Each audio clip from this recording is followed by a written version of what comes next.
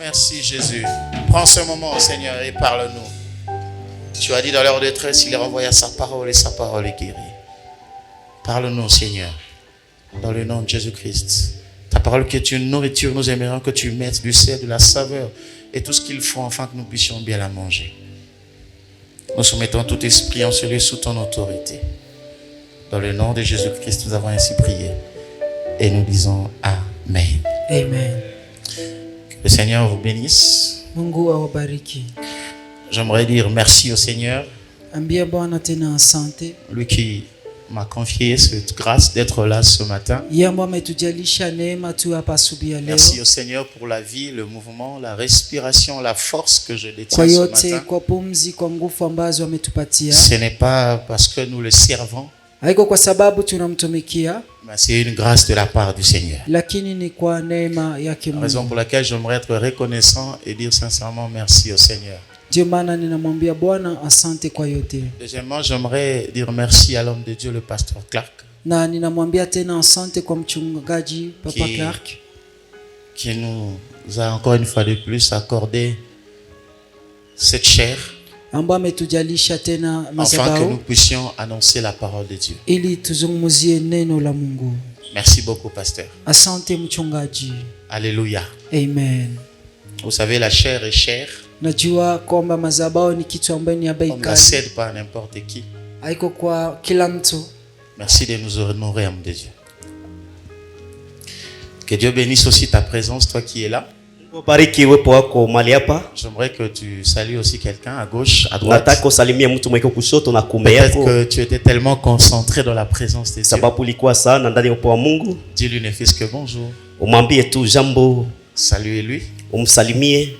Tu ne sais pas qui est-ce que tu es en train de saluer. On ne sait jamais. La vie est un mystère. Amen. Amen. Parce qu'il le mérite. Alléluia. Amen. Nous sommes en train de parler autour d'un thème ce matin.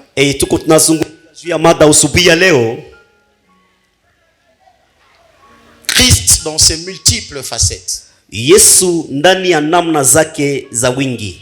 Christ dans ses multiples facettes. Yesu Kristo ndani ya sura zake nyingi. Les Saintes Écritures regorgent plusieurs titres. Ndani ya Biblia iko na matitre za mingi, qualités et adjectifs attribués au Seigneur Jésus-Christ. Zenye zinapewa kwa Yesu Kristo. Et nous pouvons aussi voir dans les Écritures comment est-ce que le Seigneur Jésus-Christ lui-même s'est qualifié. Na tunaweza ona ndani ya maandiko gisi Yesu Kristo ye mwenyewe alijiita à travers ce fameux terme Jésus. Kupitia ile neno ya kusema niko. Plusieurs fois nous le voyons. Kwa wingi tunamonaka terme Jésus. Tunamsikiaka ile ya kusema niko. Et après son je suis, il s'est qualifié. Na nyuma anaweza kujiita. Alléluia. Amen. Il l'a employé à plusieurs reprises dans la parole de Dieu. Mara wingi ndani neno la Mungu. Et curieusement, nous découvrirons aussi que dans l'Ancien Testament, na tutagundua ndani ya ile Ancien Testament wala Agano la Kale, c'est un terme que Dieu a utilisé lorsqu'il a rencontré Moïse. Ni neno ambalo Mungu alitumikisha wakati alimkutana Musa. Exode chapitre 3 le verset 14, 13 à 14. La Bible dit que Moïse dit à Dieu. Biblia inasema Mungu Musa akamwambia Mungu, j'irai donc vers les enfants d'Israël et je leur dirai. Ndaenda kwenye watoto wa Israeli wako na ndawaambia. Le Dieu de vos pères m'envoie vers vous. Mungu wa baba zenu ananituma kwenu. S'il me demande quel est son nom, na wakati wataniswali kama jina lake ni nani, quelle leur répondrai-je? Ndaweza kuwajibia namna gani? Au verset 14 la Bible dit Dieu dit à Moïse. Mshahara ya 14 nasema Mungu akamwambia Musa, c'est lui qui suis. Umwambie aseme ule mwenye iko. Et il ajouta, nakaongeza, c'est ainsi que tu répondras aux enfants d'Israël. Ni vile utajibia watoto wa Israeli. C'est lui qui s'appelle je suis m'a envoyé vers vous. Mwenye anaitwa niko ananituma kwenu. Donc il faut déjà retenir que le terme je suis c'est un terme divin. Inaomba mshike kama ile neno niko ni ya kimungu. Employé depuis l'Ancien Testament. Iliweza kuitiwa tangia ku Agano la Kale. En fait, j'aimerais simplement dire ceci. Nataka tu niwaambie hivi. C'est que le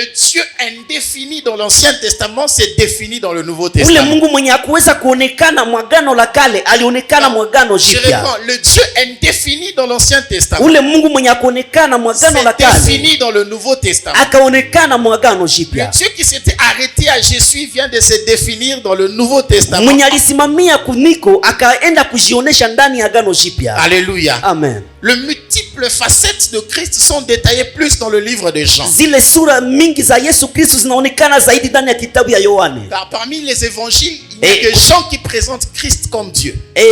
Katika maenjili za mingi ni Yohane tu anamuonesha Yesu kama vile Mungu. Alléluia. Alléluia. Amen. Et c'est même dans Jean que nous découvrons Na Yohane ndio tunagundua la fameuse expression que Jésus-Christ dit ile msemo ambao Yesu Kristo anatumikisha dans kusema Jean chapitre 8 verset 58. ndani ya kitabu ya Yohane 8:58. Il dit avant qu'Abraham fût, je suis. Anasema mbele Abrahamu akuwe mie nilikuwa. Alléluia. Amen. Avant qu'Abraham fût, je suis. Mbele Abrahamu akuwe mie nilikuwa. Et d'ailleurs les Juifs ont voulu même le lapider à Na cause de Wayahudi walitafuta mpiga mawe kupitia ile. parce qu'Abraham était considéré comme leur patriarche. Sababu Abrahamu alikuwa sawa vile baba yao. Comment Jésus pouvait dire qu'Abraham Namna gani Yesu Kristo angesema mbele ya Abrahamu puisse exister, lui il était déjà là. yeye mbele akuwe yeye alikuwa pale. C'était pour eux comme une abomination. Ilikuwa sawa vile zambi. Alléluia. Alors parlons un peu de ces facettes-là. Tuweze kuzungumza juu ya zile sura. La première facette de Christ. Sura ya kwanza ya Yesu Kristo. Cela se trouve dans le livre de Jean chapitre 6. Donc inaonekana ndani ya kitabu ya Yohane sura ya 6. Nous allons plus utiliser tutaweza kutumikisha l'évangile selon Jean. Tutatumikisha mwinjili ya Yohane. C'est Jean qui explicite beaucoup plus sababu Yohane ndio anafasiria sana les facettes de Christ. Zile sura za Yesu Kristo. Je suis dans Jean chapitre 6. Tuko ndani ya kitabu ya Yohane 6. Je vais un peu sélectionner quelques versets. Tutaweza kusoma mishairi fulani. Jean chapitre 6 les versets 31 à 35. 31 hadi 35. 41 à 42. 40 hadi 42. Je vais sauter pour lire 48, 52. Na tutasoma 48. Et je vais terminer pour lire 58 à 60. Na tutaishia ku 58. Jean chapitre 6. Yohane sura ya 31 à 35. 31 hadi 35. Quel miracle fais-tu donc? Ni miujiza gani unafanya? Lui dire-t-il afin que nous le voyions utuambie juu tuione et que nous croyons en toi. Na sisi tuweze tukuamini. Que fais-tu? Unafanya nini? Nos pères ont mangé la manne dans le désert. Baba zetu walikula mana ndani ya jangwa. Il leur donna le pain du ciel à manger. Aliweza wapatia mikate ya Mungu. Jésus leur dit en vérité je vous le dis. Yesu akamwambia kwa kweli Moïse ne vous a pas donné le ciel. Yeye kweli kama aliwapatia mikate ya mbinguni. Moïse ne vous a pas donné le pain du ciel. Musa akawapatiaka mikate ya mbinguni. Mais mon père vous donne le vrai pain. Lakini baba yangu anawapatia mikate ya kweli. Car le pain du ciel c'est celui qui descend du ciel et qui donne la vie au monde. Sababu mkate ya mbinguni ndio inashuka na inapana uzima kwa dunia. Ils lui dirent Seigneur donne-nous toujours ce pain. Wakamwambia Bwana tupatia ile. Jésus leur dit Yesu akawaambia je suis le pain de vie. Mimi ni mkate ya uzima. Je suis le pain de vie. Mimi ni mkate ya uzima. Celui qui vient à moi n'aura jamais faim. Mwenye anakuja kwangu et celui qui croit en moi n'aura jamais soif. Hata kuwa na kiu. Sababu 41 à 42. Les Juifs murmuraient à son sujet parce qu'il avait dit je suis le pain qui est descendu du ciel. Wakaweza kuimaima kupitia ile sababu amesema kama yeye ni mkate. Et il disait n'est-ce pas là Jésus le fils de Joseph? Wakasema haiko Yesu mtoto wa Yusufu. Celui dont nous connaissons le père et le mère. Mwenye tunajua baba na mama. Comment donc dit-il je suis descendu du ciel? Namna gani anaweza sema kama alishuka kutoka mbinguni? 48 à 52. Je suis le pain de vie. Aseme mimi ni mkate ya. Vos pères ont mangé la manne dans le désert et baba yenu walikula mana ndani ya jangwa na wakakufa. C'est ici le pain qui descend du ciel. Ni hii mkate ambao natoka. Afin que celui qui en mange ne meure point. Kwa huyo yote ambata ikula. Je suis le pain vivant qui est descendu du ciel. Mimi ni mkate naishi ambao si quelqu'un mange de ce pain, kama mtu anakula kwa ile il vivra éternellement. ataweza kuishi milele na Et le milele. pain que je donnerai, c'est ma chair, Na mkate ambao napana ni mwili wangu que je donnerai pour la vie yenye du napana monde. juu ya uzima wa dunia. Là-dessus, les Juifs disputaient entre eux, Na disant, pale tena Wayahudi wakaanza kusema sema comment pamoja, peut-il nous donner sa chair à manger? namna gani anaweza tupatia mwili kule? 68 à 60. makumi tano 58. na nane hadi C'est ici le pain qui est descendu du ni ciel. hii mkate ambayo Il n'en est pas comme de vos pères qui ont mangé la manne et qui sont morts. haitakuwa kama baba zenu walikula kufa. C'est lui qui mange ce pain vivra éternellement. Mwenye atakula ile mkate ataishi milele. Jésus dit ces choses dans la synagogue enseignant à Capernaum. Yesu alisema ile mambo ndani ya sinagogi. Plusieurs de ses disciples, après l'avoir entendu dire cette parole est dure, qui peut l'entendre, l'écouter? Wengi wa mitume wake sikia neno wakasema nani Que le Seigneur bénisse sa parole. Mungu abariki neno lake. Alléluia. Amen. Amen. Amen. Nous allons essayer de parler Tutajaribu kusema de cette facette de Christ. zile sura za Yesu Kristo. Il a dit, je suis le pain de vie. Akasema mimi ni mkate ya uzima. Tu dois connaître celui en qui tu as cru. Inabidi ujue mwenye uliamini. Qui est-il? Yeye ni nani? Alléluia. Amen. Voici une des facettes de celui en qui tu as cru. Ona sura ya kwanza ya mtu mwenye uliweza kwa. Il est le pain. Yeye ni mkate. Alléluia. J'aimerais que nous puissions entrer dans le contexte Ndani ya hali afin de mieux expliquer ce texte. tuweze kufasiria vizuri ile andiko. Car tout texte qui n'est pas pris dans son contexte devient un prétexte. Sababu kila mshairi yenye haikuingia ndani ya sura yake. Nous sommes dans un contexte de la multiplication de pain. Tuko ndani ya hali Yesu ambaye aliweza azidisha mikate. Alléluia. Amen. Christ multiplie le pain. Yesu akazidisha mikate. Les gens ont mangé. Watu ils étaient contents. Walifurahi. Et le lendemain, na kesho yake ils sont venus là où ils avaient mangé le pain. Wakarudia kwenye walikula mikate. Ils ont constaté que le Seigneur n'était pas là. Wakakuta kama Bwana haiko tena pale. Parce que si vous remontez un peu, vous allez voir toute l'histoire. Mtaona ile hadithi. Alors, ils ont constaté que le Seigneur n'était pas là. Na wakagundua kama ils se sont dit, nous allons chercher cet homme. Wakajambia kama inabidi tumtafute mtu. La Bible dit qu'ils sont allés chercher même des barques. Kutafuta hata chombo. Ils ont pris des barques. Wakakamata chombo. Ils prirent des barques. Wakakamata vyombo. Pour aller chercher Jésus. Juu waende watafute Yesu. Et ensuite au verset 26, si vous remontez, Jésus leur voit et leur parle. Yesu akawaangalia na akawaambia. Il leur dit ceci. Akawaambia hivi. Vous me cherchez. Munanitafuta. Non pas. Haiko. Parce que vous avez vu des miracles. Sababu mmeona miujiza. Mais simplement parce que vous avez mangé le pain hier. Lakini jutu mlikula mikate jana. Mais aujourd'hui, leo vous êtes venus encore. Mnakuya tena. Pour que vous puissiez encore manger le pain que vous avez mangé hier. Alléluia. Est-ce que tu peux me dire un amen bien? Unaweza kuniambia amen ya mzuri? Est-ce que tu peux me dire un amen bien? Unaweza niambia amen ya mzuri?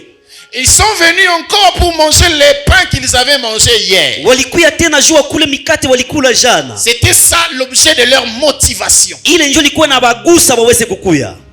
Et Christ leur dit, na Yesu akawaambia, vous êtes venus pour manger encore le pain. Munakuya ili mukule tena mikate. Mais aujourd'hui, lakini leo, le fameux pain que vous avez mangé hier n'existe plus. Ile pasaka yenye mulikula jana haiko tena. Aujourd'hui, leo, c'est moi qui suis votre pain. Mimi ndiye mkate mtakula. C'est moi que vous allez manger. Mimi ndio mtakula. Je vous informe déjà qu'après ce texte, la Bible dit qu'il y avait plusieurs disciples qui l'ont quitté. Na wafasiria kama nyuma ile ya ile mafundisho wanafunzi wengi walimtoka.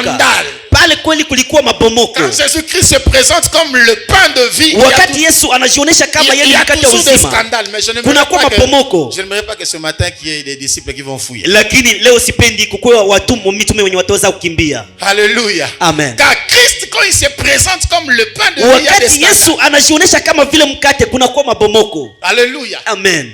En fait, Christ voulait un peu détruire détruire une conception dans la vie de ces gens. Kwa ukweli Yesu alipenda aharibu mawazo ndani ya watu. Il voulait leur décourager sur quelque chose. Alipenda awakatishe tamaa kukitu fulani. Il voulait détruire cette mauvaise habitude. Alitaka kuharibu ile namna yao walikuwa wanaishi ya mbaya. De les chercher kumtafuta rien que pour satisfaire leur ventre. Juu ya kutimiza kushibisha tumbu zabo. Chercher Christ banatafuta Yesu rien que pour satisfaire ses besoins. Juu ya kushibisha nani mapenzi zao. Sans pour autant se préoccuper de leur spiritualité. Bila kuangalia namna mahali yao ya kiroho. Sans qu'on leur paye le transport, eux-mêmes ont pris des barques. Bila kuwalipia transport wao wenyewe wakamata machombo. Pour aller chercher Jésus. Na wakaenda kumtafuta Yesu. Mais quel est le Jésus qu'ils sont en train de chercher? Ule Yesu ni Yesu gani wako wanatafuta? C'est le Jésus qui leur a donné seulement le pain. Ule Yesu mwenye aliopatia tu mikate. À manger. Waweze kuikula. Et c'est ce qu'ils voulaient. Na hiyo ndio walikuwa wanatafuta. Ils étaient motivés pour ça. Balikuwa na ile shauku ya vile. La première de choses, kitu ya kwanza, le Seigneur voulait détruire cette conception. Yesu alipenda haribu kwanza ile mawazo. Ne cherchez pas Dieu pour le bien de ce monde. Msitafute Mungu juu ya vitu vya dunia. Ne soyez pas de ceux qui cherchent Christ. Msitafute watu ambao wanamtafuta Yesu. Rien que pour satisfaire leurs propres besoins. Juu ya kutimiza tu mapenzi zao. Il y a plusieurs catégories de chrétiens aujourd'hui. Kuko namna nyingi za Wakristo leo. Vous le voyez à l'église. Mnaona kanisani. Assidus au temple. Wanakuwa kila wakati ndani ya ibada. Tout le jour il est là à l'église.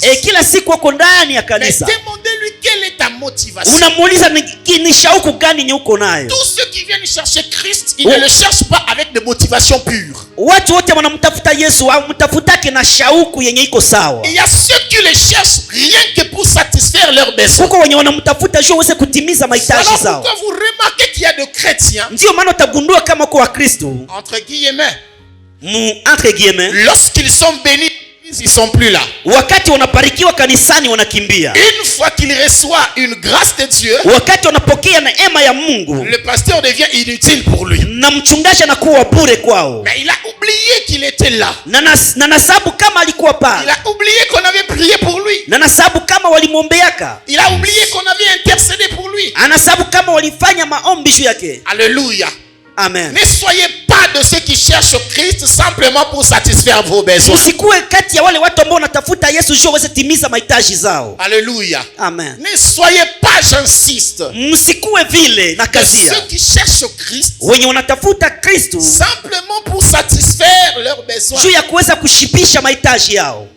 Christ voulait détruire cette conception. Yesu alitafuta kuharibu ile mawazo. Pourquoi tu es là? Juu ya nini uko hapa? Pourquoi tu es ici? Juu ya nini uko hapa? Quelle est la motivation de ta présence dans cette église? Shauku gani ya uko wako kanisani hapa? C'est parce que tu as des problèmes. Sababu uko na shida. Alléluia. Amen. Ne vous en faites pas. Usijali. Certaines personnes sont comme ça. Kuko watu wako vile. Il est ici, il est assidu. Iko hapa kabisa kila siku. Parce qu'il y a un problème qui les dérange. Sababu iko na shida ambayo namsumbua. Le jour où il aura ce qu'il veut, il ne sera plus là. Atapata kile kile alikuwa anatafuta hatakuwa tena. Ah oui, donnons le temps au temps, vous allez constater. Tupatie muda kwa muda, tutaiona. Le frère ou la sœur qui dormait à l'église ne dort plus. Ule ndugu wala dada alikuwa analala kanisani haiko tena. Elle a déjà reçu son mariage. Alipata ndoa yake.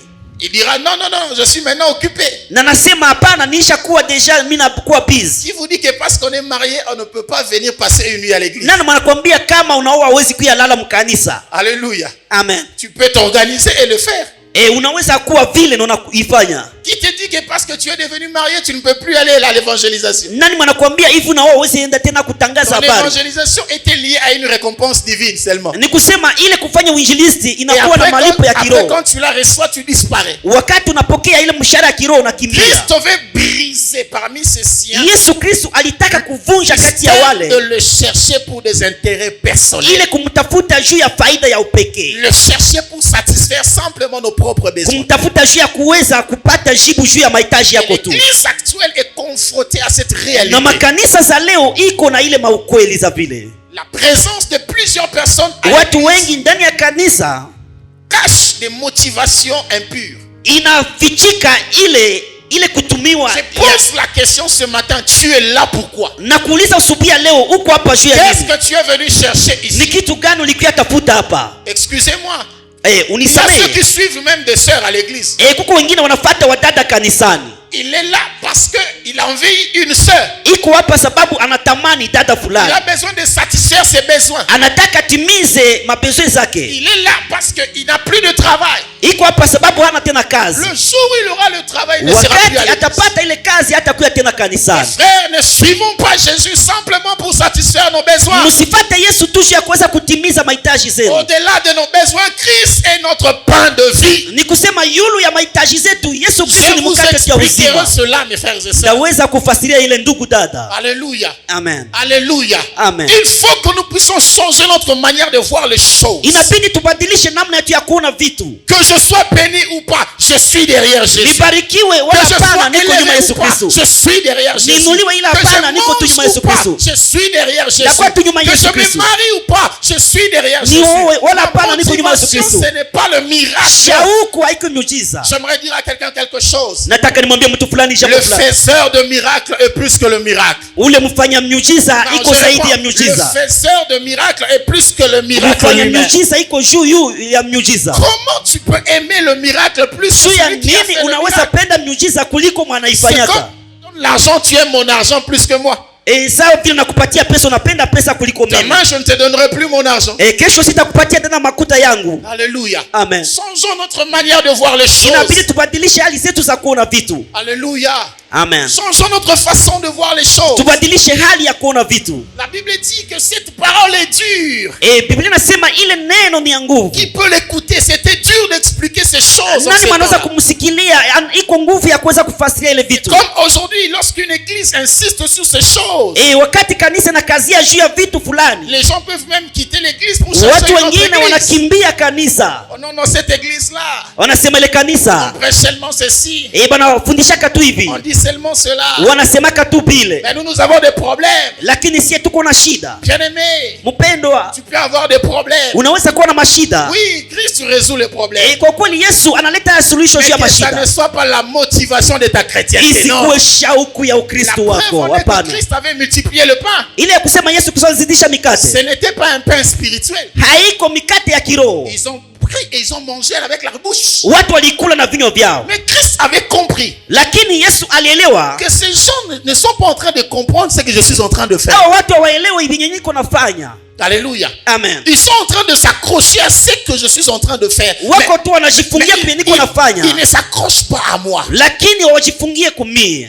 Alléluia. Amen. C'est pourquoi la Bible déclare: ce peuple m'honore de l'œuvre, mais leur cœur est éloigné de moi. Ndio maana Biblia inasema sio watu wanatukuza vile mimi nafanya lakini roho zao ziko mbali na mimi. Il est temps que tu comprennes, mon frère et ma sœur, Inabidi hii ni wakati ambao ilewe ndugu dada. que Christ doit devenir le centre de ta chrétienté. Kama Yesu inapaswa kuwa Qu'est-ce que tu as nguzo ya placé au Ukristo wako. centre de ta chrétienté? Ndini umetia Il y a mbele des ya gens qui Ukristo wako. considèrent tellement leur mariage, leur travail, Huko watu leurs wanapenda affaires, sana ndoa zao, kazi zao. que Christ n'a plus de place dans leur vie. Na unaenda gundua kama Yesu hana nafasi ndani ya maisha yao. Et le Seigneur voulait détruire ce système. Na Yesu alitaka On haribu ne ile vient dhambi. pas à l'église pour chercher les mariages. c'est tout. Habakuye kanisani juu ya kutafuta ndoa, On ne hapana. vient pas à l'église pour chercher seulement l'argent. Habakuye kanisani juu ya kutafuta On ne makuta. vient pas à l'église pour chercher simplement la bénédiction. Habakuye kanisani kutafuta tu baraka. Au-delà de la bénédiction, Yulu ya baraka. il y a une pierre qui est là. Kuko maombi nyiko J'ai dit, hapa. au-delà de la bénédiction, Nyuma il y ya a une baraka. pierre qui est ici. Kuko maombi nyiko La hapa. pierre angulaire rejetée par ceux qui bâtissent et qui est devenue la principale. Jiwe de la l'homme. msingi ambalo lilitupiwa na wajenzi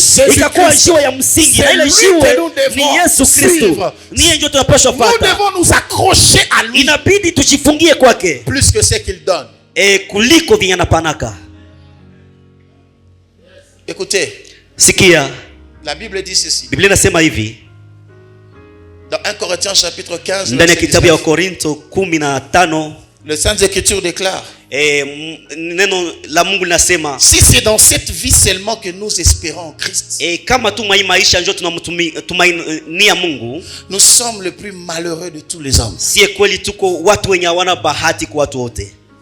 Alléluia. Amen.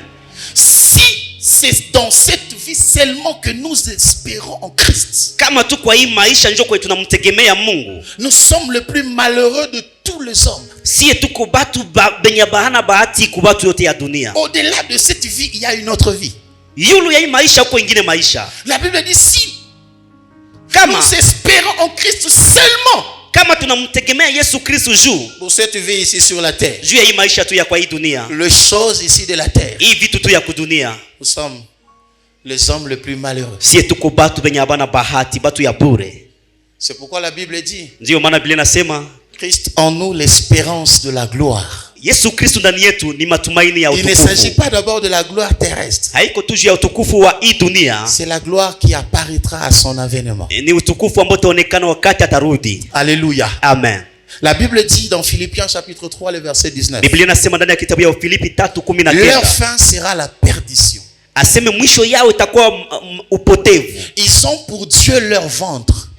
Wanaleta tutumbu zao mbele. Ils mettent leur gloire dans ce qui fait leur honte. Na wanatia utukufu wao vitu ambavyo vinawaletea haya. Ils ne pensent qu'aux choses de la terre. Banawaza tu juu ya vitu vya dunia. Ils ne pensent qu'aux choses de la terre. Banawaza juu tu ya vitu vya dunia. Alléluia. Amen. C'est ce qui caractérisait ces gens. Na bale batu balikuwa vile. En montant sur la barque pour aller chercher Christ, ile kupanda ndani ya chombo kutafuta Yesu. Ils ne pensaient qu'au pain. Balikuwa wanawaza tu juu ya mikate. Pour qu'ils mangent et qu'ils puissent se rassasier. Na wakule na waweze kushibisha tumbo zao. Surtout que c'était gratuit. Na vile ilikuwa tu ya bure. Alléluia. Amen. Surtout que c'était gratuit. Vile tu ilikuwa ya bure. Ils se sont battus. Wakapigana pour rencontrer le Seigneur. Juu waweze kumkutana na Bwana. Mais Christ ne voulait pas ce système. Lakini Yesu hakuwa anapenda vile. Il voulait abolir ce système. Alipenda haribu ile namna. Et il dit, na akawambia, je suis niko le pain mkate ya uzima. Alléluia. Amen. Oui, il est le pain de vie. Kweli iko mkate ya uzima. Car nous le voyons même depuis sa naissance. Wakati wameona tangia kuzaliwa kwake. La Bible déclare que Jésus-Christ est né où? Biblia inasema Yesu Kristo alizaliwa wapi? Pardon? Il est né où? Alizaliwa wapi? Même les enfants de l'Écodime. Hein? Hata watoto wa Ekodime wanajua. Ils connaissent. Wanajua. Jésus est né où? Yesu alizaliwa wapi? À Bethléem. Alizaliwa Bethlehem. Alors déjà le mot Bethléem signifie maison de pain. Na wakati wanafasiria wanaonesha kama Bethlehem ni nyumba ya mikate. Bethléem signifie maison de pain.